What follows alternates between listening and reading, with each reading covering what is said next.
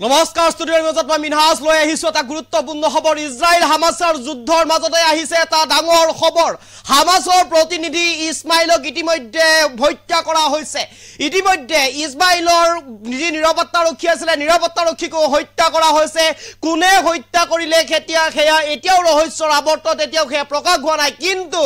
এই মুহূৰ্তত ইজৰাইল হামাছৰ যি অক্টোবৰ মাহৰ পৰা যুদ্ধ আৰম্ভ হৈছিল সেই যুদ্ধ চলি বৰ্তমানেও মৃদুকে হলেও চলি আছিল আৰু সেই যুদ্ধ চলি থকাৰ সময়তে এক প্ৰকাৰৰ ডাঙৰ খবৰ বুলি ক'ব লাগিব হামাছৰ প্ৰতিনিধি হামাছৰ শীৰ্ষ নেতা ইছমাইল হানিয়াক হত্যা কৰা হৈছে তেহৰান ভ্ৰমণৰ সময়তে ইছমাইল হানিয়াক হত্যা কৰা হৈছে কেৱল ইছমাইল হানিয়াকে হত্যা কৰা নহয় ইছমাইল হানিয়াৰ যি নিৰাপত্তাৰক্ষী আছে সেই নিৰাপত্তাৰক্ষীকো ইতিমধ্যে হত্যা কৰা হৈছে আৰু ইৰাণে এই কথা ইতিমধ্যে সদৰি কৰিছে তেহৰান ভ্ৰমণৰ সময়তে এই ঘটনা সংঘটিত কৰিছে এক প্ৰকাৰ যেন পুনৰ এই যুদ্ধ আকৌ ডাঙৰ হ'বলৈ গৈছে ইজৰাইল আৰু হামাছৰ যুদ্ধ চলি থকাৰ সময়তে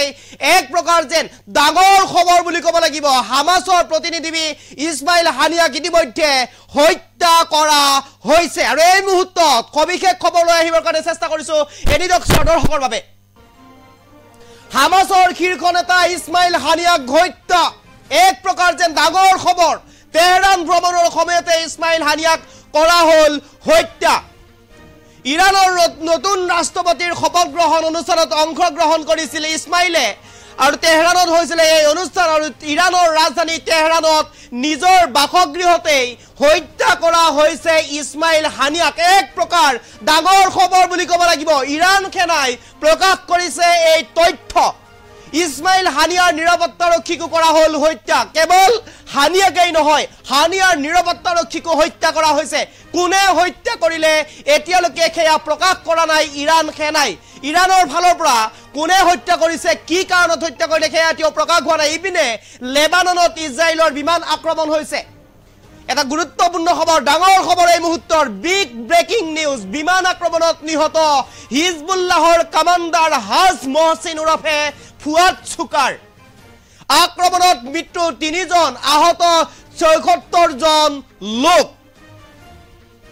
আমেৰিকা আৰু ইজৰাইলৰ মষ্ট ওৱান্টেডৰ তালিকাত আছিল মহসিন নিহত মহসিনৰ মূৰৰ দাম আছিল ৪২ কোটি টকা আৰু এই ৪২ কোটি টকা ঘোষণা কৰিছিল আমেৰিকাই হামাছৰ শীৰ্ষ নেতা ইছমাইল হানিয়াক হত্যা কৰা হৈছে আমি এই মুহূৰ্তত আটাইতকৈ গুৰুত্বপূৰ্ণ খবৰটো লৈ আহিবৰ কাৰণে চেষ্টা কৰিছো হামাছৰ শীৰ্ষ নেতা ইছমাইল হানিয়াক ইতিমধ্যে হত্যা কৰা হৈছে কেৱল ইছমাইল হানিয়াই নহয় ইছমাইল হানিয়াৰ যি নিৰাপত্তাৰক্ষী আছে ইছমাইল হানিয়াৰ নিৰাপত্তাৰক্ষীকো এই মুহূৰ্তত হত্যা কৰা হৈছে কোনে হত্যা কৰিলে সেই তথ্য ইতিমধ্যে পোহৰলৈ অহা নাই সেয়া এতিয়াও ৰহস্যৰ আৱৰ্তত কিন্তু আটাইতকৈ গুৰুত্বপূৰ্ণ খবৰ এই মুহূৰ্তৰ আটাইতকৈ বিগ ব্ৰেকিং বুলি ক'ব লাগিব ইছমাইল হানিয়াক হত্যা কৰা হৈছে যি হামাছৰ মুৰব্বী আছিল যি হামাছৰ প্ৰতিনিধি আছিল সেই হামাছৰ ইতিমধ্যে প্ৰতিনিধি ইছমাইল হানিয়াক হত্যা কৰা হৈছে ইৰাণত আৰু ইৰাণে ইতিমধ্যে প্ৰকাশ কৰা নাই কেনেকে কোনে হত্যা কৰিলে কিহৰ কাৰণে হত্যা কৰিলে সেয়া এতিয়াও ৰহস্যৰ আৱৰ্তত কিন্তু এই মুহূৰ্তত আটাইতকৈ গুৰুত্বপূৰ্ণ খবৰটো হৈছে ইৰাণৰ নতুন ৰাষ্ট্ৰপতিৰ শপত গ্ৰহণ অনুষ্ঠানত অংশগ্ৰহণ কৰিছিল ইছমাইল হানিয়াই আৰু সেই মুহূৰ্ততেই ইৰাণৰ ৰাজধানী তেহৰানত নিজৰ বাসগৃহতে হত্যা কৰা হৈছে ইছমাইল হানিয়াক আৰু ইৰাণ সেনাই ইতিমধ্যে প্ৰকাশ কৰিছে এই তথ্য ইছমাইল হানিয়াৰ নিৰাপত্তাৰক্ষীকো কৰা হল হত্যা আৰু ৭ অক্টোবৰতে যিহেতুকে আক্ৰমণ কৰা হৈছিল তেতিয়াৰ পৰাই এক প্ৰকাৰ যেন যুদ্ধ চলিছিল ইজৰাইল আৰু হামাছৰ মাজত আৰু তাৰ পিছতেই এক প্ৰকাৰ যেন মৃদুকে হলে বৰ্তমান সময়লৈকে সেই যুদ্ধ চলিয়ে আছিল আভ্যন্তৰীণভাৱে সেই যুদ্ধ চলি আছিল তাৰ মাজতে এই যুদ্ধ চলি থকাৰ সময়তে এক প্ৰকাৰ এক ডাঙৰ খবৰ বিগ ব্ৰেকিং নিউজ বুলি ক'ব লাগিব হামাছৰ প্ৰতিনিধি এইগৰাকী ইছমাইল হানিয়া আৰু ইছমাইল হানিয়াক ইতিমধ্যে হত্যা কৰা হৈছে কেৱল ইছমাইল হানিয়াই নহয় ইছমাইল হানিয়াৰ যি নিৰাপত্তাৰক্ষী আছে নিৰাপত্তাৰক্ষীকো ইতিমধ্যে হত্যা কৰা হৈছে আৰু নিজৰ বাসগৃহতে হত্যা কৰা হৈছে আৰু কিয় হত্যা কৰিলে কোনে হত্যা কৰিলে সেয়া এতিয়াও ইৰাণ সেনাই তথ্য প্ৰকাশ কৰা নাই ৰহস্যৰ আৱৰ্তত আছে কিন্তু এই মুহূৰ্তত ডাঙৰ খবৰটো যে ইৰাণৰ যিগৰাকী হামাছৰ যিগৰাকী শীৰ্ষ নেতা আছিলে ইছমাইল হানিয়াক ইতিমধ্যে হত্যা কৰা হৈছে কিন্তু কোনে হত্যা কৰিলে এতিয়ালৈকে সেয়া প্ৰকাশ কৰা নাই ইৰাণ সেনাই আৰু এই মুহূৰ্তত আটাইতকৈ গুৰুত্বপূৰ্ণ খবৰ ইজৰাইল হামাছৰ যুদ্ধ চলি থকাৰ মাজতে প্ৰকাশ পাইছে এই ডাঙৰ খবৰ ইৰাণত ইজৰাইলে যি সন্দেহ কৰিছিলে সেই সন্দেহৰ অভিযানত নিহত হৈছে হামাছৰ মুৰব্বী ইছমাইল হানিয়া আৰু ইছমাইল হানিয়া এইগৰাকীয়ে হৈছে ইছমাইল হানিয়া আমি দেখুৱাইছো ফটো দেখুৱাইছো ইছমাইল হানিয়াৰ আৰু এইগৰাকী ইছমাইল হানিয়া ইতিমধ্যে হত্যা কৰা হৈছে কেৱল ইছমাইল হানিয়াকে নহয় ইছমাইল হানিয়াৰ যি নিৰাপত্তাৰক্ষী আছে সেই নিৰাপত্তাৰক্ষীকো ইতিমধ্যে হত্যা কৰা হৈছে আৰু এক প্ৰকাৰ যেন ডাঙৰ খবৰ বুলি ক'ব লাগিব গাজাত ইজৰাইলৰ সৈতে যুদ্ধত লিপ্ত হোৱা পেলেষ্টাইন সংগঠন হামাছে ইতিমধ্যে হামাছৰ যি প্ৰতিনিধি আছিলে সেই হামাছৰে প্ৰতিনিধি আছিলে এইগৰাকী হৈছে